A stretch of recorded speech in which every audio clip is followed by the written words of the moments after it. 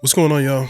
It's your boy Benji Buchanan, and I'm back with another video. And in this video, I wanted to talk about something I seen from my sister Tiffany Montgomery. Shout out to you, by the way. I seen a post you put up the other day, right, about talking about them demonic birds, like the monitoring spirits, them witches using the birds to monitor you and whatnot. And I seen the, like I'm looking at the pictures, I'm seeing a dead bird on the floor, and it took me back to like about a month ago.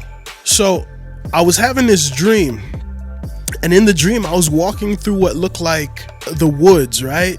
And there was this tall, skinny dude, like an older dude, maybe in his 50s or 60s, walking in front of me. And all of a sudden, right, I look to the ground and I see my King James Bible sitting on the floor. And I go to pick it up. And after I pick this Bible up, all of a sudden this dude drops on the floor and he starts fluttering like he had wings, like he's going crazy on the floor like this, like his arms just going crazy, like he has wings. You feel me?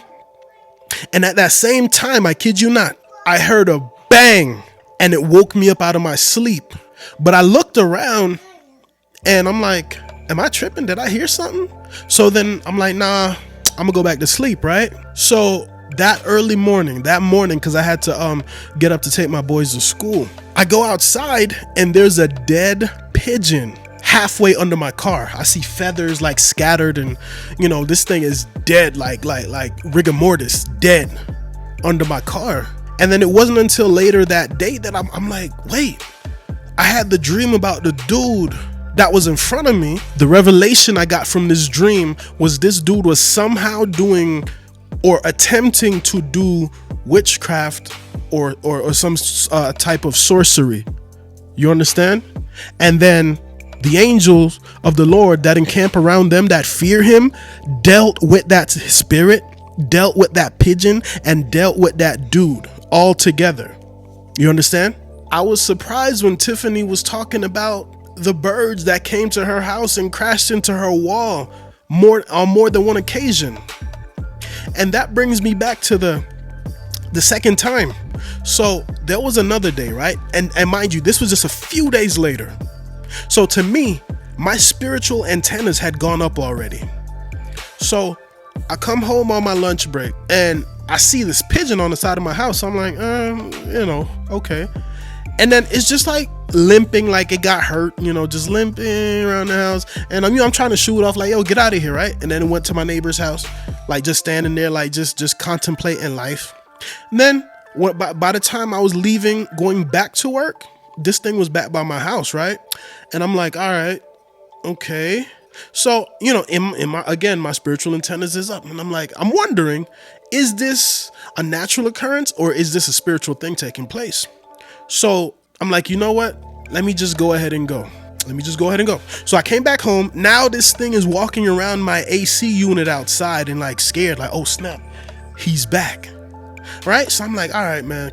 And a couple days before, I had already prayed against any monitoring spirits, any birds that was being used to monitor me and my family. Let that bird die in Jesus' name. Right? And then I kid you not, a couple days later, that one bird, like I told you, died and was halfway under my car. Then 2 days later, this other bird, and they were both pigeons, by the way. This other bird shows up, and then I had already done my prayers, and I go to sleep. And I think this was a Friday, so my father-in-law called me the next day and was like, hey, it's a dead bird by your steps. And I'm like, okay, because I already knew like this thing looked like it was halfway out of here anyway. So, I didn't want to touch it or nothing like that while it was alive. So the next morning now I go out to clean it up to I had to get the broom and the dustpan and the trash bags and all these things, trying to be sanitary. It was a whole bunch of and when I go outside, bro, it was a whole bunch of yellow stuff all over the face, like it vomited all over itself or something. And I kid you not, it looked like it was trying to come up my like it was close to my bottom step, like where it was initially. It was way like far from there, and now this thing was next to my bottom step. So I'm like, okay, let me go ahead and, do my due diligence. And I pray these prayers, man, against monitoring spirits, against evil birds or dogs, like, because you never know who is sending these things after you to monitor you, to watch you, to see your progress, or, to try to even, take you out, bro.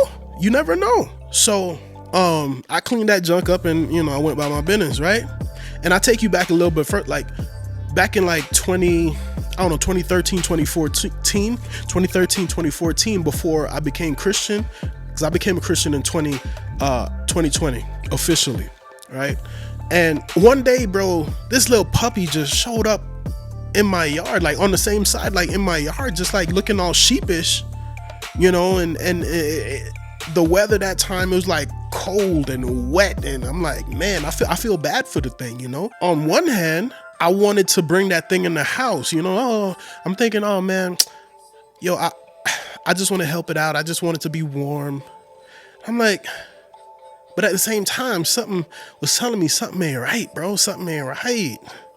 So the next thing you know, I'm like, you know what? I went against the thought that I initially had, and I put that, I left it alone. It was just there laying, and it kept just looking at us. Like every time we would come out, it would just look at us like these dark eyes, And I came home again from work another day. This thing is still there, bro. And I'm like, yo, what is this thing? But of course, it's only now that I come to the realization and understanding of familiar spirits, of monitoring spirits, these things being used by witches to monitor victims. But I tell you this, I'm not a victim. They're the victim. Yeah, you're the victim. But anywho, listen, we have to be prayerful. We have to get into fasting. We have to get into consecration. We have to learn spiritual warfare. For those of you who don't know spiritual warfare, I say you get to learning, because the times are evil. The times are very evil. But hey, I'm gonna catch you in another video though, you feel me?